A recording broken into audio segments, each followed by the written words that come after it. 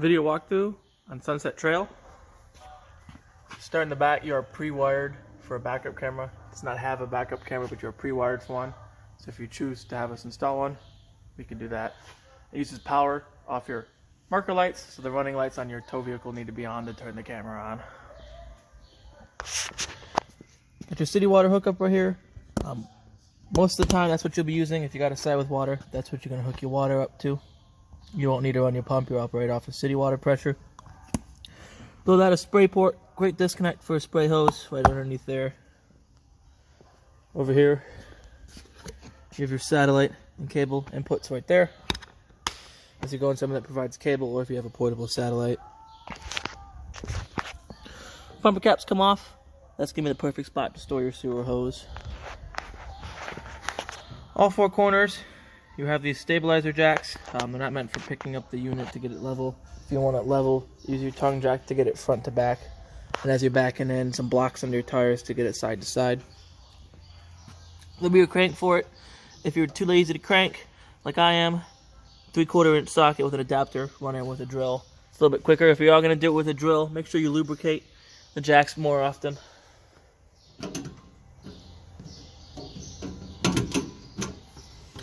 Water heater. Besides putting the plug in, it's all set up for you to use it. When you're ready to use it, put your plug in. 15/16 is the socket size. Get it tightened by hand. Tighten it the rest of the way with a socket. Don't over tighten it. It is plastic. You don't want to strip the threads off of it. Once the plug's in there, you'll be ready to go. As soon as you hook up water to it, it'll start filling. You'll be good to go. Turn it on. I recommend draining it after every trip. You don't want water to sit in there. It'll get stagnant. Before you pull your drain plug, crack your pressure relief. Water will come out. That's fine. As soon as the water stops squirting out, snap it closed. Then you can take your drain plug out. If you forget to do that, you're going to get a bath. And you might end up losing that plug because of all the pressure. Other than that, clean in here and clean in there regularly, and it should be working just fine for you.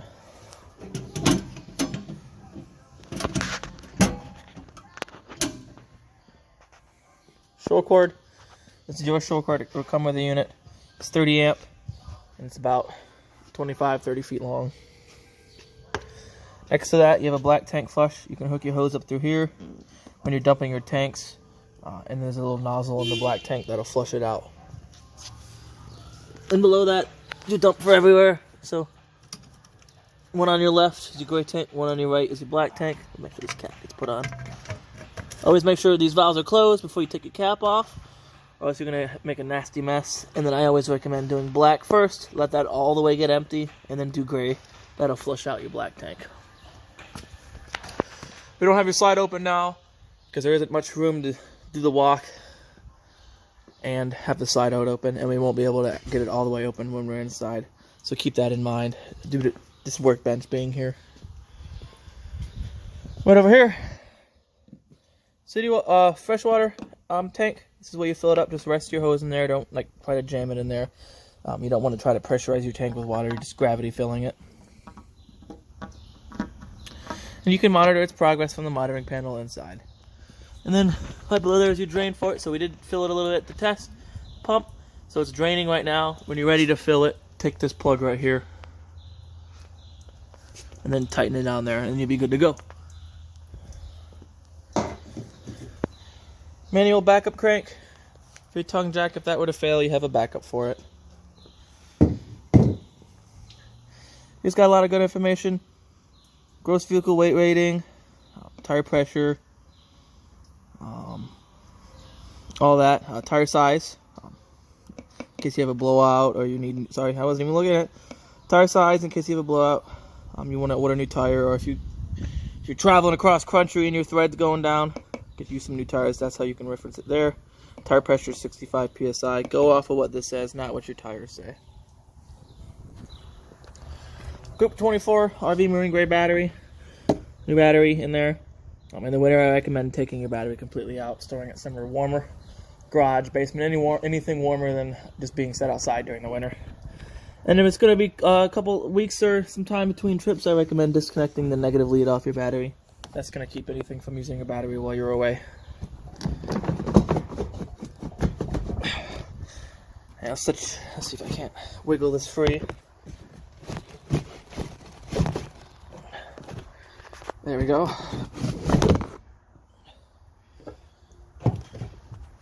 Dual 20-pound cylinders. They are filled for you.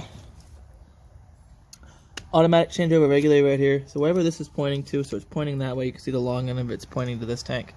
It's going to pull from this tank first. Once this tank's empty, it's going to switch to pulling from this tank automatically if you would have both on. However, this doesn't move, indicating it's switched. So keep that in mind. And then some people have it up and down in the middle like that, thinking it's going to pull from both tanks equally. This doesn't work that way. It's one or the other.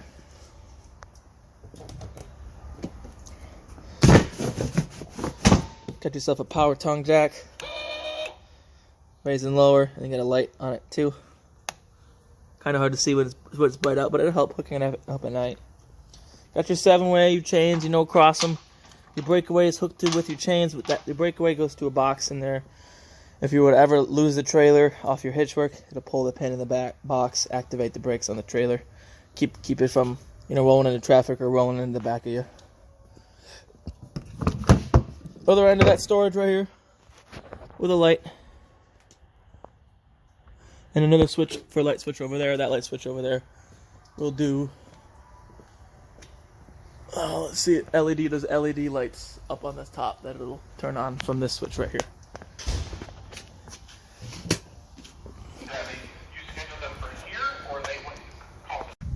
Alright, sorry for the interruption.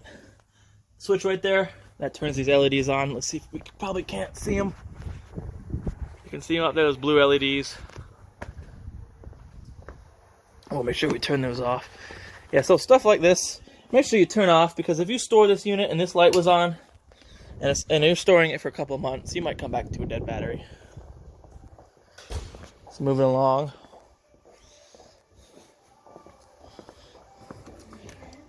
GFCI power, outdoor GFCI outlet.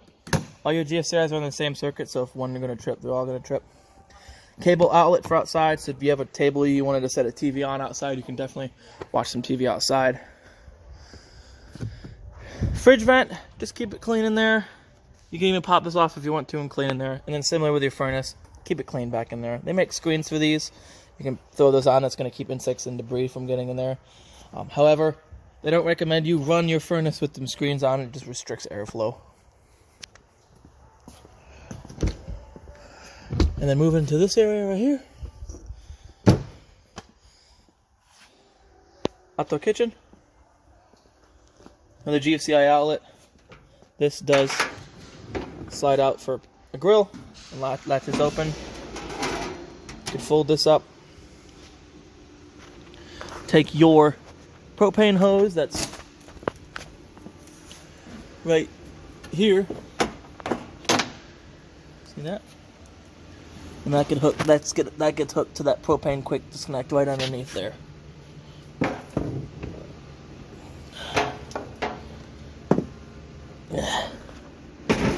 Make sure you close this. Close this. And I always recommend latching that. You might swing open and kind of do a little damage to the inside of the door when it's closed. And then there's your hose, like I said, for that spray port right there. Very nice.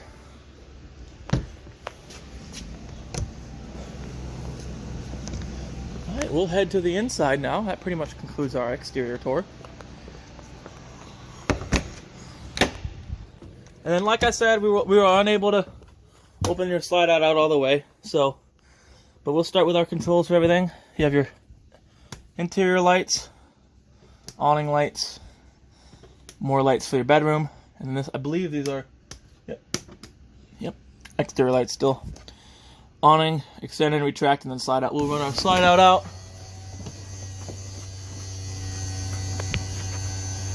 You can see it controls the slide out. We won't go very far just because I can't quite see what's out there, but we'll stick with this. But so you guys get a general idea of how much it still can open. That's how much it still has to go.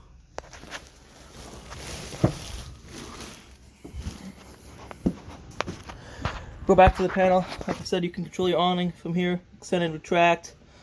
your awning does not automatically stop when it's all the way out. So you got to keep that in mind. And then if you just keep holding, because if you just kept holding extend your awning, eventually it'll roll back in. But it'll roll in with a tube rolled the wrong way, because you're holding the button for extend, so it's rolling the tube the same direction. And it's just going to wrap the fabric the wrong way around the tube.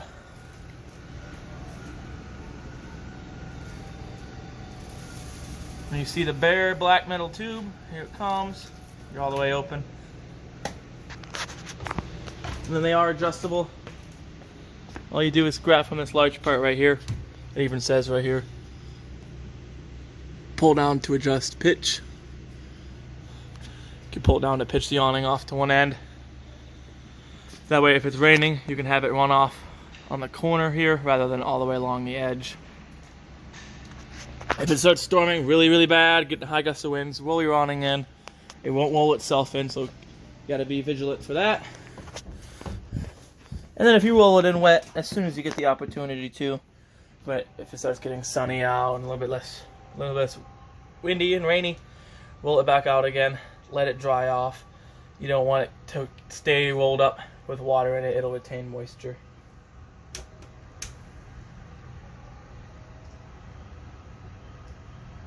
So as we're doing that, you can talk about your controls.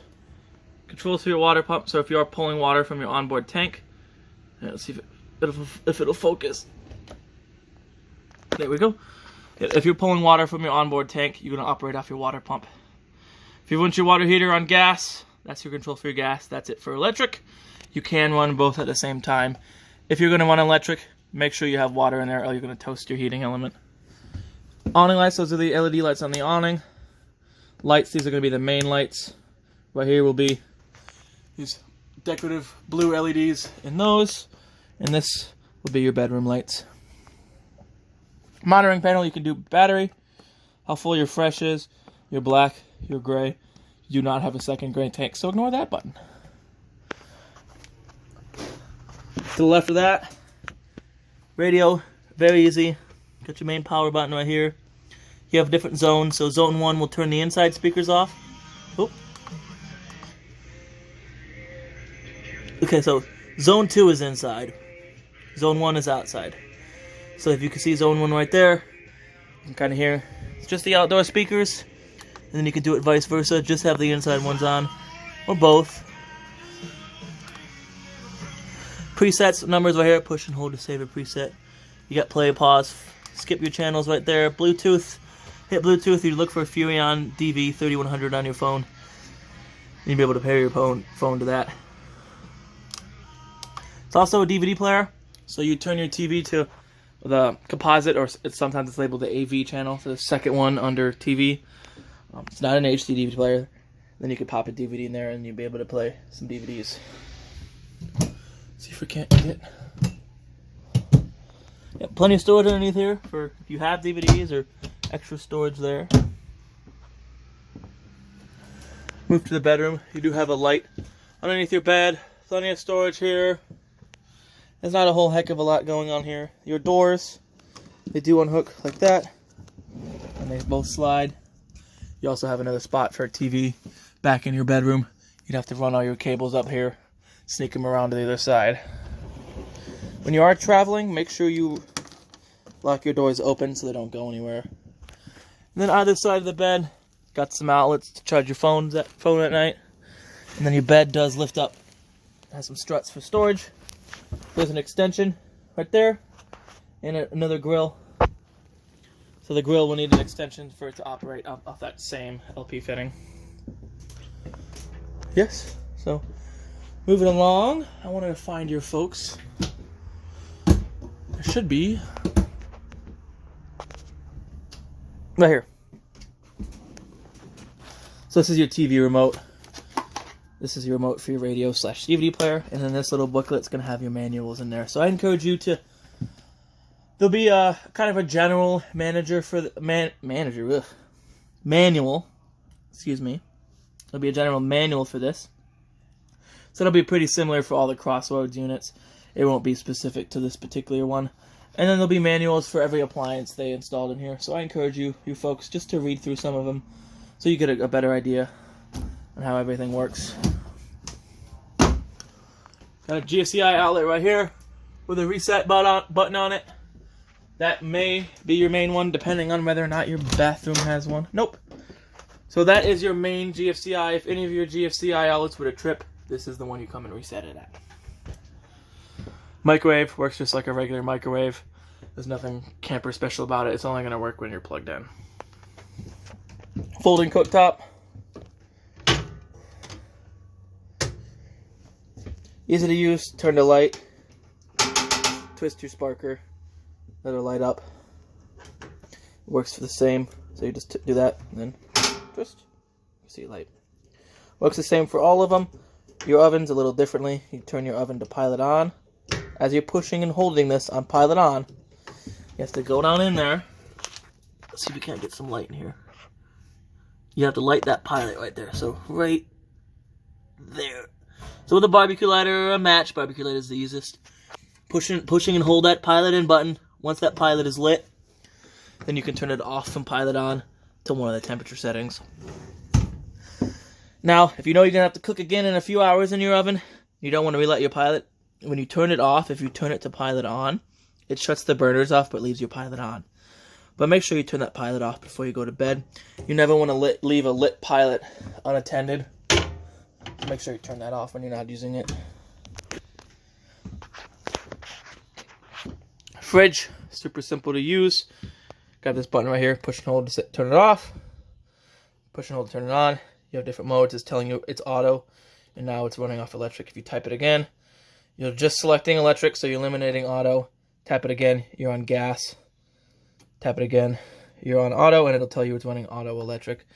If it were to get unplugged or campground or lose power or whatnot, it'll switch from auto electric to auto gas. That means it switched itself to running off of propane to save your food from getting spoiled.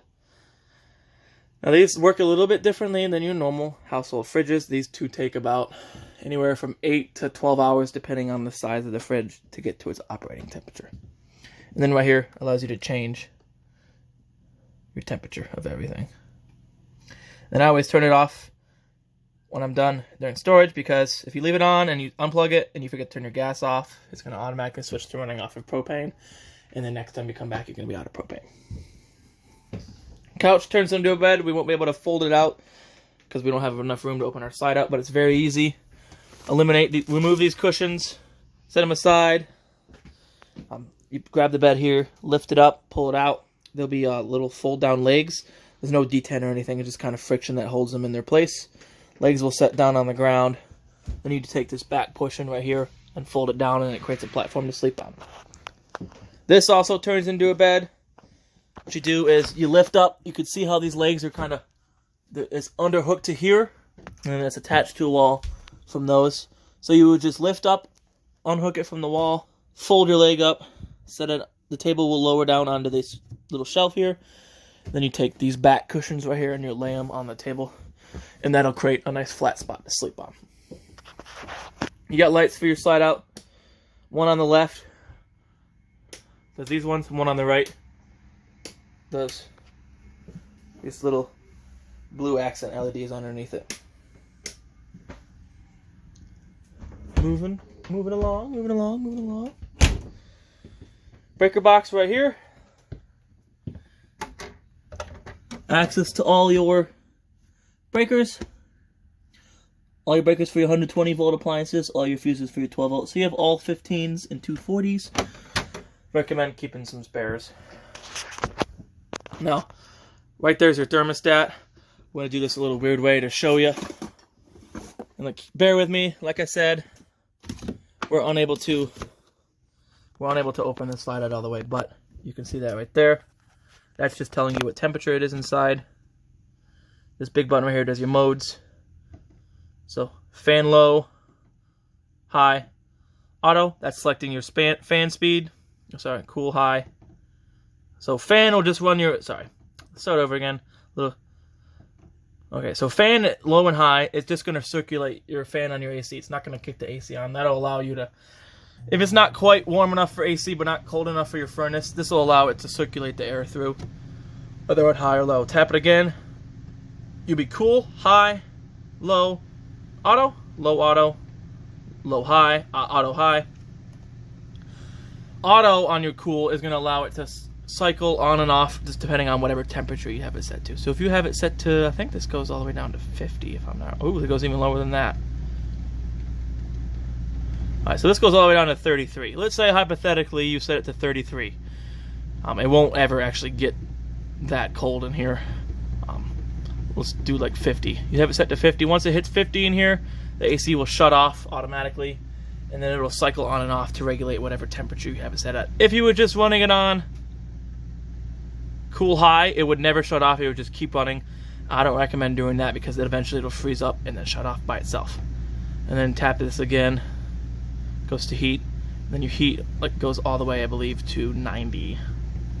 Nope, even further, 99. If you like it hot, there you go. Tap it again, turns off, and then it reads again your inside temperature.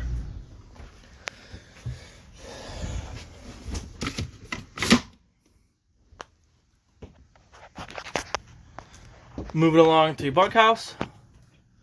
Light switch to the right of that. Lights for here. This does fold down. Just unclip it. The bed will rest here. Doesn't matter if you travel with it up or down. Just keep in mind it has a 300-pound weight limit. This does also turn into a bed right here. Lift the table up, pop them legs out. They're just kind of basically jammed in the leg holders. The table will rest on here. And then again, take your back cushions, lay it on this table. Creates another spot to sleep. And then both bunks have a 300-pound limit. Here, lights, outlets on all the bunks. Do you have another spot for a TV in here? If you wanted to mount it, hook it here. Cable gets hooked here. GFCI outlet. This is on its own GFCI. Reset it here. That's pretty much it for in here.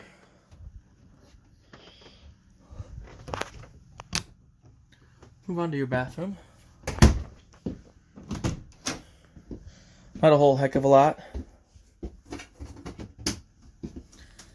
Hot, cold in your shower. Very simple.